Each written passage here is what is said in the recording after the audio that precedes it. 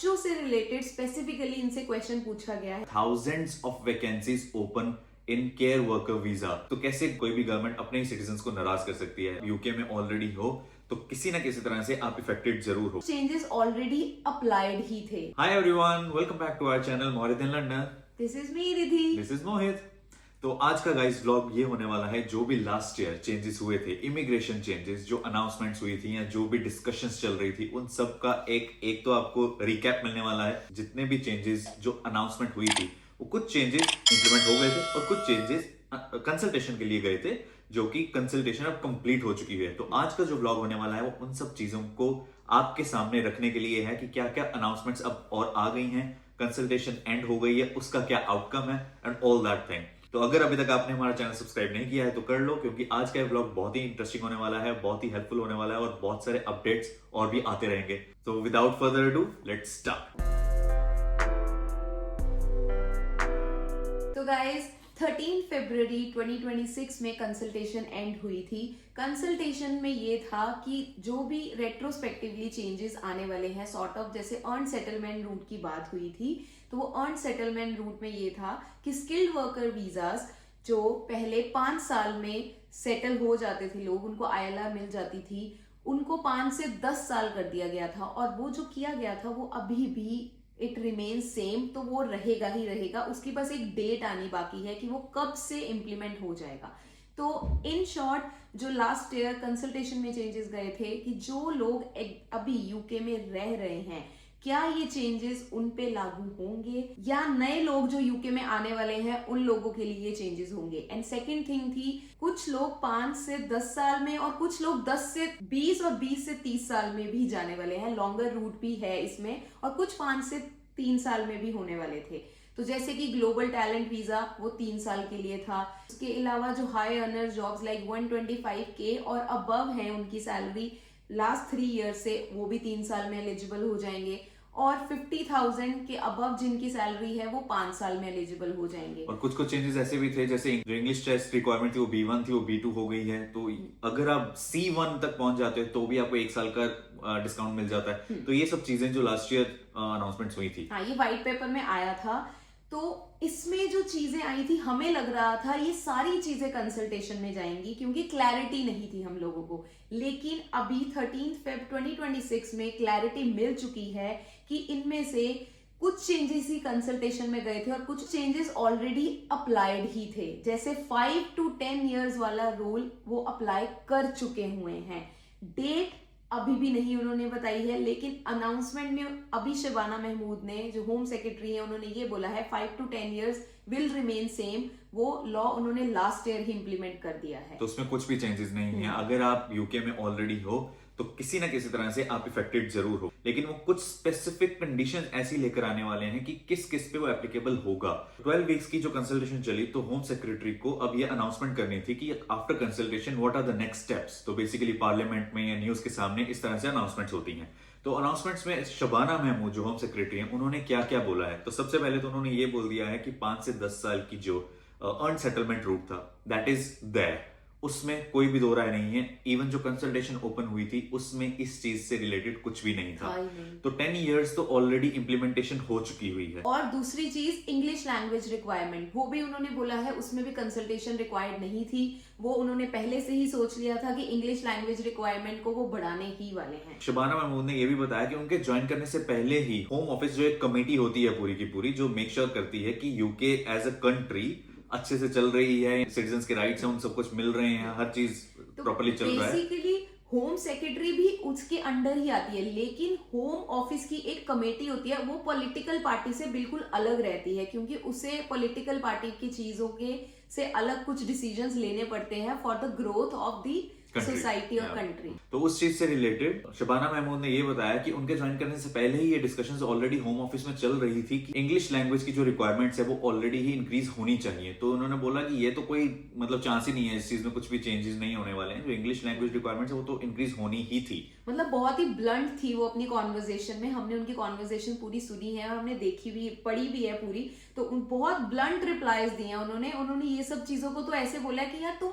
ये क्यों नहीं समझ रहे हो कि 5 साल में अगर हम कोई भी एक कंट्री 5 साल में देनी ही नहीं चाहिए immigration, because immigration specially in UK बहुत ही मेजर टॉपिक बन चुका है अब। तो इसके साथ साथ जैसे जो कंसल्टेशन जो अभी चल रही थी उसके साथ साथ कुछ जैसे प्राइवेट कंपनीज होती हैं या कुछ थर्ड पार्टीज होती हैं, वो सर्विस वगैरह भी करती रहती हैं, कुछ न्यूज से रिलेटेड या कुछ भी इस तरह से रिलेटेड। हर कंट्री में ऐसे सर्विस होते हैं जिसमें ये पूछा जाता है कि सबसे biggest problem for the country क्या है, और जो इमिग्रेशन प्रॉब्लम है वो 5 कंट्रीज की सबसे बड़ी प्रॉब्लम मानी गई है, which are Netherlands, Malta, Cyprus, Portugal and our own United Kingdom. Our own. हाँ, तो यूके में सबसे ज्यादा बड़ी प्रॉब्लम इमिग्रेशन की ही मानी गई है। You won't believe 1 in 5 Britishers, उन्होंने ये बोला है कि उनकी कंट्री की सबसे बड़ी प्रॉब्लम इमिग्रेशन ही है। तो कैसे कोई भी गवर्नमेंट अपने सिटीजन्स को नाराज कर सकती है? अगर यहाँ के सिटीजन्स चाहते हैं कि इमिग्रेशन पे कुछ ना कुछ रूल्स हार्ड होने चाहिए तो वो होंगे ही होंगे। तो अब शॉर्ट में आपको ये बताता हूँ कि जो कंसल्टेशन चली, वो कंसल्टेशन 130,000 लोगों ने वो कंसल्टेशन फॉर्म फिल किए हैं, which is 130,000, which is a huge number actually। तो अब ये क्या करने वाले हैं, अब ये 1,30,000 लोगों के जो रिस्पॉन्सेज हैं ये उन सबको एनालाइज करने वाले हैं, उन सबको गो थ्रू करेंगे कि कैसे क्या क्या लोगों की रिक्वायरमेंट्स हैं या क्या क्या लोगों को इश्यूज हैं। तो कंसिडरिंग दैट जो भी गवर्नमेंट को लग रहा होगा कि क्या क्या रूल्स, क्या क्या सुनवाई होनी चाहिए या हो सकती है, वो कंसिडर होंगे, अदरवाइज कुछ भी नहीं कंसिडर होने वाला है। तो दैट्स वन थिंग। किसी भी तरह की कंसल्टेशन अगर यूके गवर्नमेंट कभी भी करती है तो उसके जो रिजल्ट्स हैं वो 12 वीक्स में उनको अनाउंस करने होते हैं। तो यूजुअली कैसे अनाउंसमेंट्स होती हैं, होम ऑफिस एवरी ईयर साल में 2 बार अनाउंसमेंट्स करता है, एक इन spring which is around April month, और एक होता है ऑटम में अराउंड सितंबर अक्टूबर टाइप्स। तो ये जो है ये चेंजेस हमेशा से ही वैलिड, हमेशा से ही रहे हैं। साल में कुछ 2 मेजर बड़े बड़े चेंजेस, इंफ्रास्ट्रक्चर रिलेटेड या कुछ भी बड़े चेंजेस आने ही होते हैं। तो इस बार वो चेंजेस इमिग्रेशन पे आने वाले हैं, ये हमें कंफर्म हो चुका है। जो 1,30,000 लोगों ने जो कंसल्टेशन फॉर्म फिल किया, इसके साथ साथ इवन दूसरी लेबर गवर्नमेंट या और भी जो दूसरी पार्टीज हैं उन्होंने भी कीयर स्टारमर जो हमारे यूके के प्राइम मिनिस्टर हैं उनको एक लेटर लिखा है जिसमें उन्होंने ये रिक्वेस्ट किया है कि ये जो 5 to 10 years वाले इमिग्रेशन चेंजेस हैं ये जो एग्जिस्टिंग लोगों पे अप्लाई नहीं होने चाहिए। 35 लेबर पार्टी के एमपीज हैं जो उन्होंने साइन किया है, अलॉन्ग विद 17 दूसरी पार्टी के एमपीज ने भी साइन किया है। नॉट ओनली दैट, 21 पेयर्स और 33 सिविल सोसाइटीज ने भी ये इस चीज को लेकर ये साइन किया है इस डॉक्यूमेंट पे जो प्राइम मिनिस्टर को सबमिट किया गया है।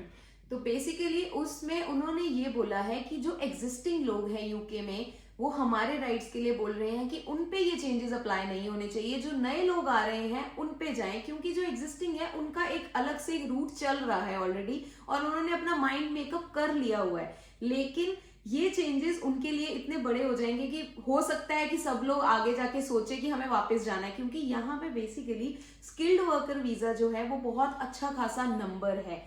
नॉर्मल जो वीजास हैं वो तो है ही है, लेकिन स्किल्ड वर्कर वीजा एक्चुअल में यूके की इकोनॉमी में बहुत अच्छा कंट्रीब्यूशन कर रहे हैं, राइट। तो ये बेसिकली हम लोगों के लिए या जो भी यूके में रह रहे हैं बहुत ही अनफेयर हो जाएगा, क्योंकि हमारी जो लाइफ है यहाँ पे ऑलरेडी स्टार्ट हो चुकी हुई है। तो हम सोच सकते हैं कि आगे जाके हमारी फैमिलीज होंगी। और स्पीकिंग ऑफ द फैमिलीज, बच्चों से रिलेटेड स्पेसिफिकली इनसे क्वेश्चन पूछा गया है कि व्हाइट पेपर में बोला गया था कि जिनकी फैमिलीज जैसे हम लोग, अगर उनके बच्चे यहाँ पे बॉर्न एंड ब्रॉट अप हैं, तो हमारा अगर रूट लंबा होता है like may be 10 years, 20 years, 30 years, तो उन बच्चों का क्या होगा, क्योंकि उनकी लाइफ यहीं पे स्टार्ट हुई है।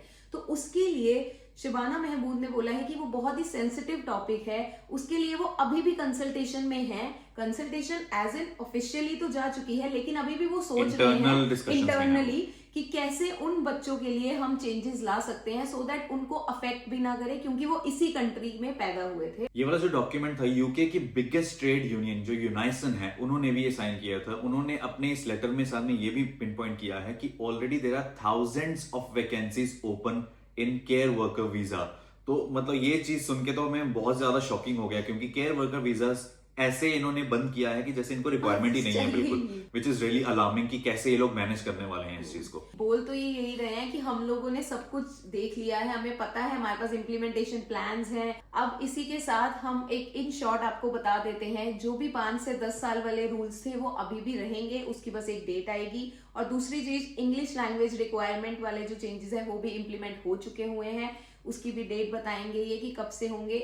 उसके साथ इसने क्लियर कट बोल दिया है कि वो कोई भी रूल ब्रेक नहीं कर रही है शबाना महमूद, क्योंकि उनकी कंट्री में कि हम दो चेंजेस लाएंगे एक साल में, और वो लास्ट ईयर ले आई थी और इस साल भी वो उसकी कोई भी प्रोसेस में ऐसा हाँ, कोई as such चेंजेस नहीं कर रहे हैं, वो right. तो नॉर्मल ही है उनके लिए प्रोसेस। कुछ जस्ट अनाउंसमेंट्स कैसे आनी है, क्या क्या आनी है, सिर्फ वो उन्होंने अनाउंस करना है, अदरवाइज कुछ मेजर चेंजेस नहीं है। और एक और इम्पोर्टेंट चीज उन्होंने ये बोली है कि ये नहीं मैटर करेगा कि आप लोग यूके में कितने टाइम से रह रहे हो, मैटर ये करेगा कि जब आप ILR के लिए अप्लाई कर रहे हो उस टाइम पे क्या रूल्स हैं, तो वो रूल्स ही आपके ऊपर एप्लीकेबल होंगे, जो कि ऑलरेडी ये रूल था।